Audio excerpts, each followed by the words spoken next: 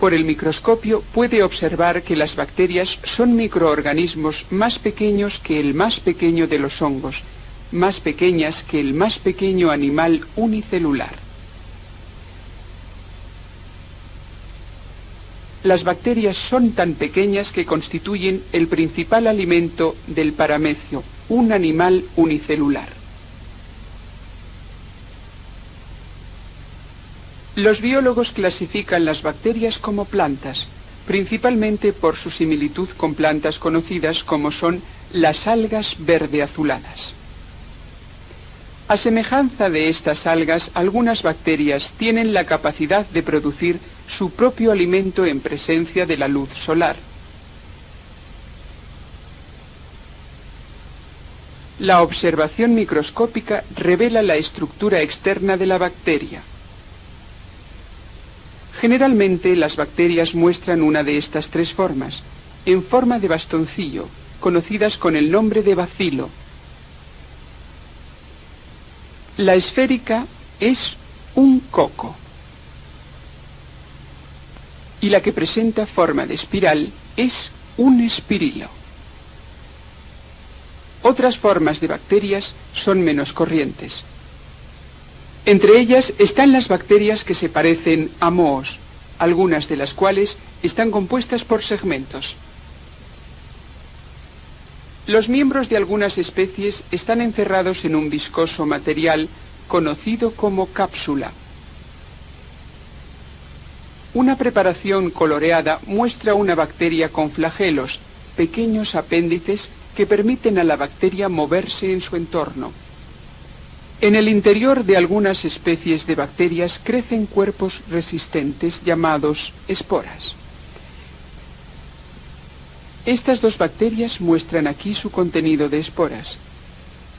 Pasado algún tiempo, las esporas serán liberadas. Son resistentes al frío, al calor, a la luz del sol y a los desinfectantes, agentes que normalmente destruirían a las bacterias. En ambientes favorables pueden desarrollarse y convertirse en bacterias activas. La anatomía interna de la bacteria solo puede observarse después de la aplicación de procedimientos de laboratorio. Un instrumento cortante de precisión llamado microtomo se usa para cortar secciones extremadamente delgadas de bacterias, las cuales han sido previamente colocadas en un material plástico. Las secciones pueden ser entonces observadas por medio de un microscopio electrónico.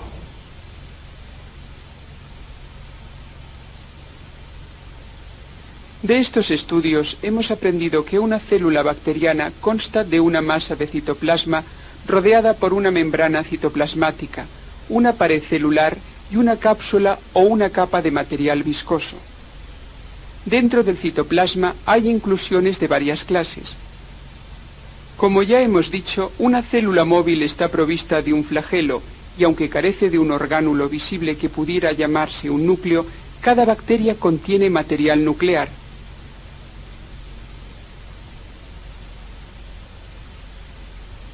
Este material, el ADN, es característico de todas las células vivientes.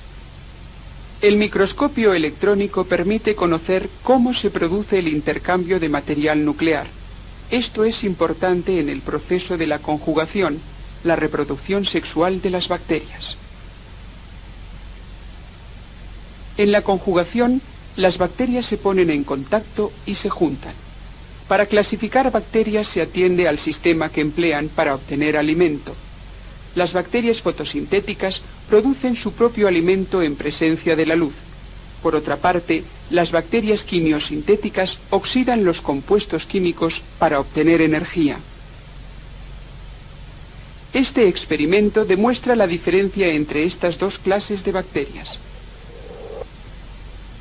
Dentro de un esterilizador a vapor llamado autoclave, se esteriliza una solución que contiene los productos químicos necesarios para el crecimiento. Es un caldo de cultivo.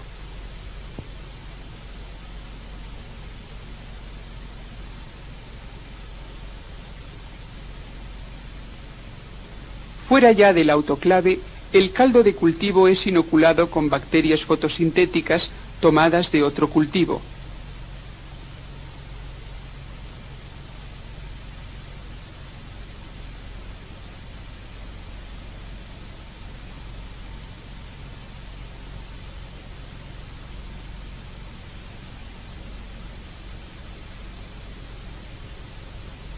Se llenan 2 botellas hasta el borde, puesto que estas bacterias se desarrollan en ausencia del aire.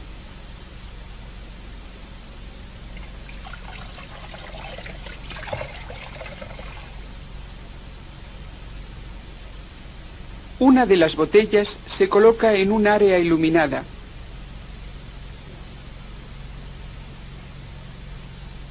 Mientras que la otra se coloca en total oscuridad. Pasados varios días se comparan las 2 botellas. El cultivo mantenido en la oscuridad es claro, indicando que no ha habido crecimiento. Las bacterias fotosintéticas de la botella no han podido crecer en la oscuridad. Por otra parte, el cultivo que permaneció a plena luz es turbio en apariencia. El enturbiamiento es causado por los cuerpos de millones de bacterias fotosintéticas que han crecido en presencia de la luz. Las bacterias quimiosintéticas se comportan de un modo diferente.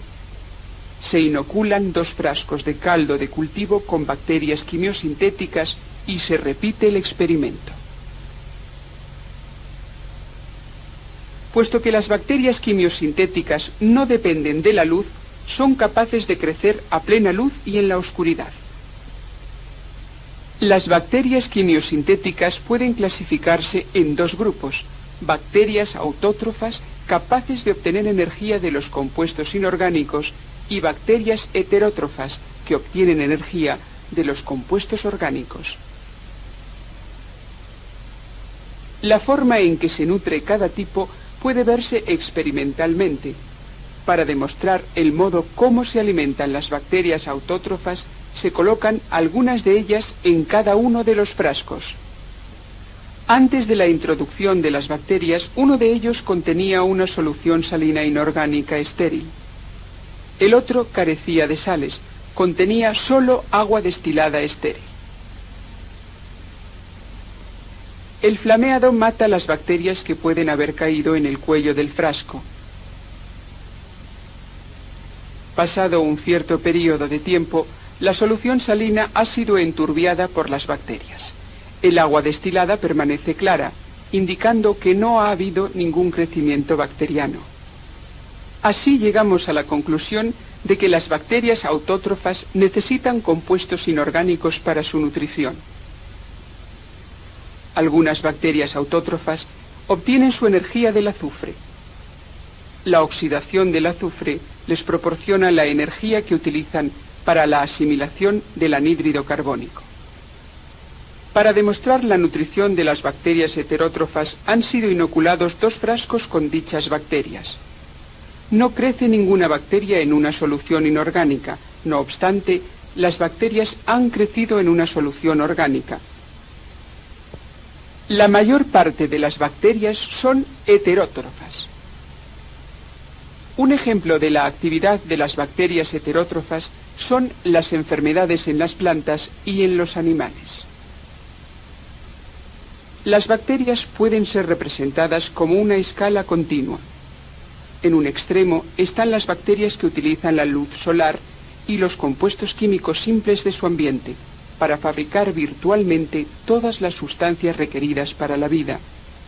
Moviéndose hacia el otro extremo de la escala está representado un creciente porcentaje de bacterias que han perdido la capacidad de fotosintetizar y deben confiar en su ambiente para obtener los alimentos que necesitan. En el otro extremo están representadas las bacterias que deben ser provistas con, prácticamente, todos los alimentos que necesitan. Con todo, una enorme mayoría de bacterias están agrupadas entre los 2 extremos. Como se ha expuesto, estas bacterias sintetizan algunos de sus nutrientes, pero deben serles suministrados otros. Las bacterias se alimentan por medio de la actividad enzimática, utilizando sustancias de su ambiente como alimentos. Para demostrar la actividad enzimática, se ha colocado azúcar y un indicador de ácidos en un tubo de ensayo. El color del indicador muestra que no está presente ningún ácido. Se inserta un tubo de cristal para recoger gas y la solución se esteriliza en un autoclave.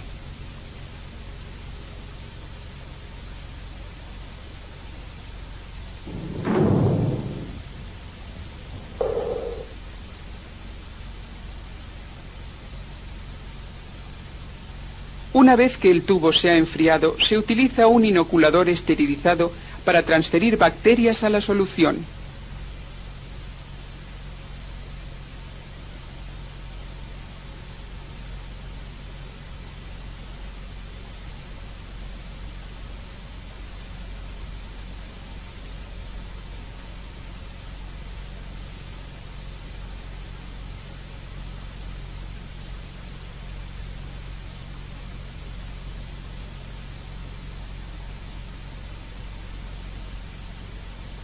A las 24 horas, el indicador cambia de color, indicando la presencia de ácido.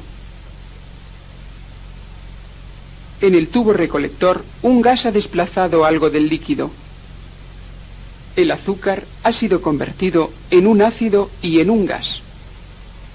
Las reacciones químicas efectuadas han sido causadas por enzimas producidas por las bacterias en desarrollo. Todas las bacterias usan enzimas para sus procesos metabólicos. Las bacterias demuestran amplias diferencias en su capacidad de crecer en el aire. Se añade ácido pirogálico e hidróxido sódico a los dos caldos de cultivo que han sido previamente inoculados con dos tipos de bacteria. Una reacción entre las sustancias químicas añadidas extrae el oxígeno del aire de los tubos.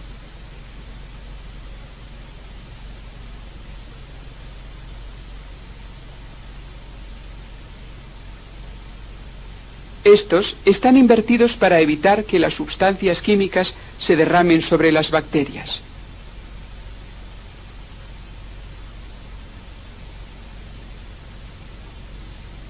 Pasadas 24 horas, el tubo de la izquierda no muestra crecimiento alguno. Las bacterias de este tubo necesitan oxígeno para su respiración y sin él no pueden desarrollarse. Son aerobias. Sin embargo, en el otro tubo al que se ha extraído el oxígeno, las condiciones son favorables para otras bacterias que crecen solo en ausencia de oxígeno libre. Estas bacterias son anaerobias. Las anaerobias son las responsables de algunas putrefacciones de alimentos, particularmente en envases cerrados. Las bacterias se reproducen, en su mayoría, por medio de una simple división celular. Cuando una célula alcanza la madurez, se divide. En condiciones favorables, la célula crece constantemente. Por término medio, las divisiones ocurren casi cada media hora mientras dure el suministro de alimento o hasta que alguna condición desfavorable retrase o pare el proceso. Se coloca en un colorímetro un cultivo bacteriano en crecimiento. Este instrumento indica la cantidad de luz que pasa a través de la solución. La lectura en un contador es inversamente proporcional al número de bacterias del cultivo. Cada cierto intervalo, el número de bacterias se representa por una señal en un gráfico. La conexión entre las marcas da por resultado una curva de crecimiento de las bacterias con las que se está experimentando. Estas curvas nos ayudan a comprender la velocidad del crecimiento bacteriano.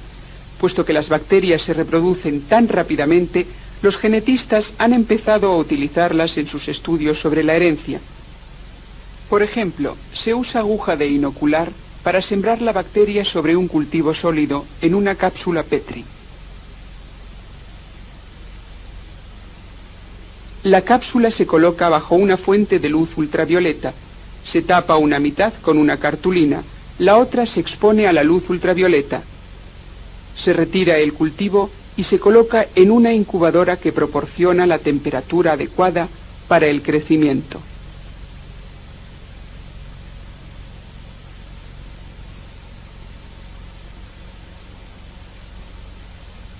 Pasadas 18 horas, podemos observar el efecto de la radiación ultravioleta sobre cientos de generaciones de bacterias.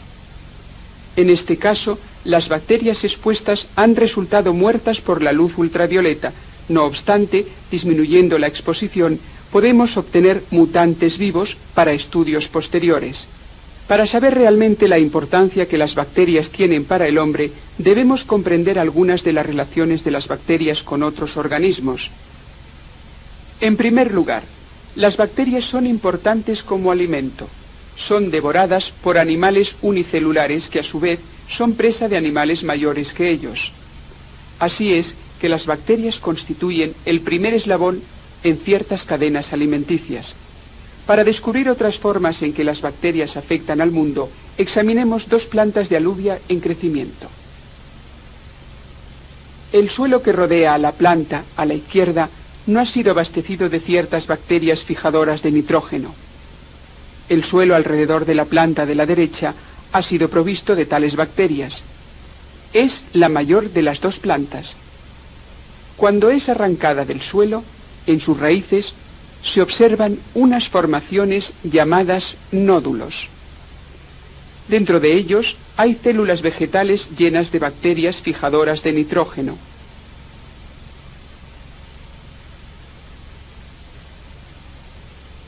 Estas bacterias transforman el nitrógeno del aire de forma que pueda ser utilizado para el crecimiento de la planta. Algunas bacterias del suelo convierten el carbono orgánico en anhídrido carbónico. Este fue el origen del 95% del anhídrido carbónico primitivo de la Tierra. Otras bacterias son importantes porque originan enfermedades en plantas y en animales, incluyendo enfermedades humanas. La bacteria parasitaria que causa enfermedad es transferida de un huésped a otro por varios medios. Por contacto directo del cuerpo, a través de la comida, por el agua, por partículas de polvo o por gotas de agua flotando en el aire. Aun cuando las bacterias causan enfermedades, pueden ayudar también a su curación. Los antibióticos producidos por microorganismos se usan para combatir a otros microorganismos como las bacterias. Las bacterias son plantas microscópicas indirectamente responsables del suministro mundial de alimentos, del enriquecimiento del suelo, de enfermedades y de la putrefacción, a pesar de que algunas pueden servir a los